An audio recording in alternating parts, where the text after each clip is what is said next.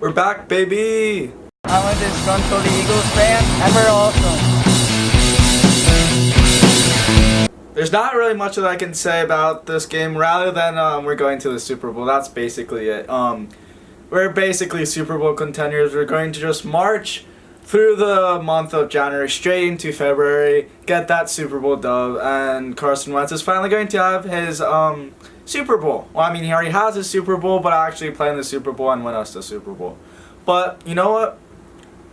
I'm going to be honest here. This game, we should have beaten the Jets the way that we did, and our defense was the only good spot of this game. Honestly, Carson Wentz sucked. Look, I know he had a touchdown. He had 180 yards. He led the offense to a couple of scores on his own. But like other than that, he just looked freaking terrible. Like we couldn't do anything. Like I don't know. I feel like we should have scored a lot more points than we should have on offense at least. We scored 2 defensive touchdowns. Our defense looked phenomenal. Like there's nothing else that you can literally say about the Eagles defense about this game that was not perfect. I mean, like they let up a touchdown, but that wasn't really their fault, you know? Sometimes you win and you lose some. But they only let up 6 freaking points the entire game, 10 sacks, 2 or 3 interceptions, I can't remember.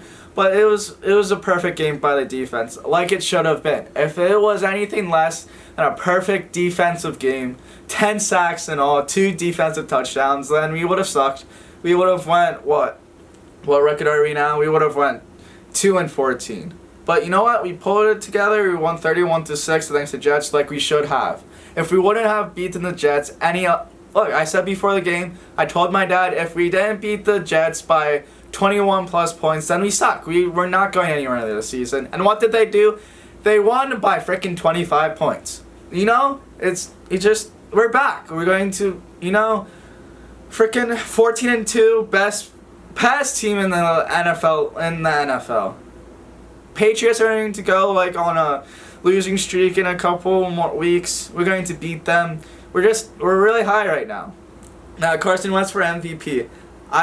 You know what? I don't think so. Carson Wentz, he shouldn't even be in the debate. I mean, he should be like maybe in the top 5, maybe top 6 or 7 in the debate for the MVP. Because I mean, like you have to give Carson Wentz credit. He had 12 total drop passes with his receivers combined this year. 7 coming from I forget what game that had. The Lions game. The Lions game, he had 7 total drops with his receivers. He would have won that game, and we would have won the Falcons game. We should be 5-0 right now, but we're not.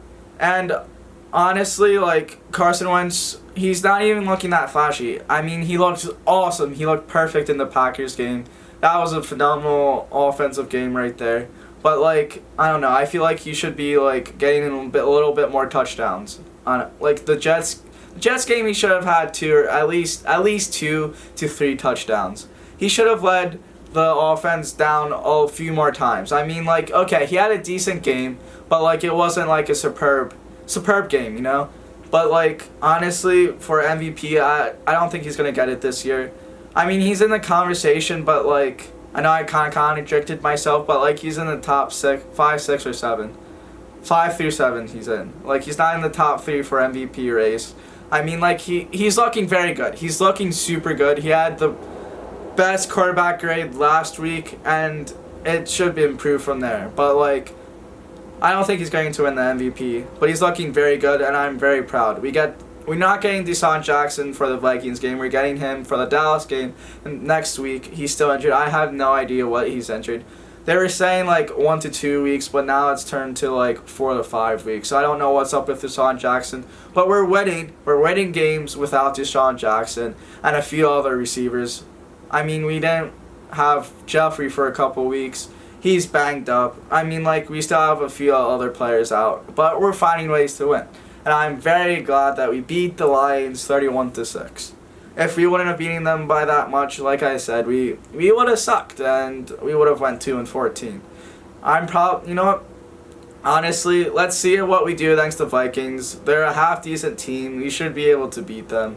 Easy dub for us. But I mean, you know what? We should have beat the Falcons. We should have beat the Lions. We should be 5-0 right now, but we're not. So you never know with the flipping Eagles. It's a flip of a coin. Whether they're going to, if they want to be good or not. Most likely, they're probably going to decide not to be good. Because that's the Eagles, like, you expect them to be good one week, but no, they flop an egg and lose freaking 28 to 10. But you know what? I'm pretty confident saying that we're going to the playoffs.